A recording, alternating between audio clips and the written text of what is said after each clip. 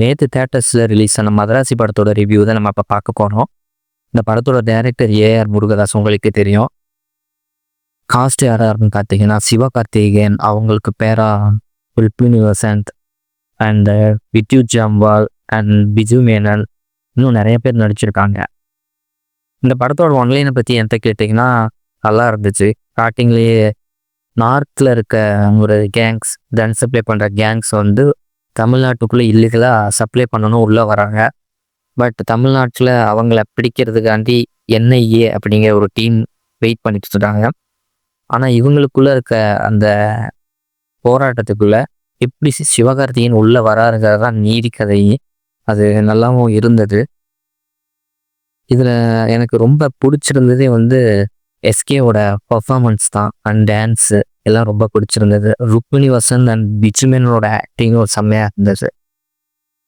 இதெல்லாம் தாண்டி வித்யுத் ஜமாலோட ஸ்டண்ட் பர்ஃபார்மன்ஸ்லாம் அடாடாடாடா செம்மையாக இருந்தது.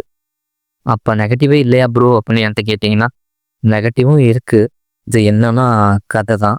கதை ஒன்றும் புதிய கதை, ரொம்ப அப்படி இருக்கும்லாம் இல்லை. ரொம்ப பழைய கதை தான். பட் ஓகே, ஏன்னா ஏஆர் முருகதாஸோட முந்தைய படங்களுக்கு இது எவ்வளவோ பரவாயில்ல. அதே மாதிரி மியூசிக் டைரக்டர் அனிருத் பற்றி சொல்லணுன்னாலும் மற்ற படங்களை கம்பேர் பண்ணும்போது அனிருத் இந்த படத்தில் கொஞ்சம் ஏமாற்றத்தை தான் கொடுத்துருக்காரு. இருந்தாலும் ஓகே, பிடிச்சிருந்தது.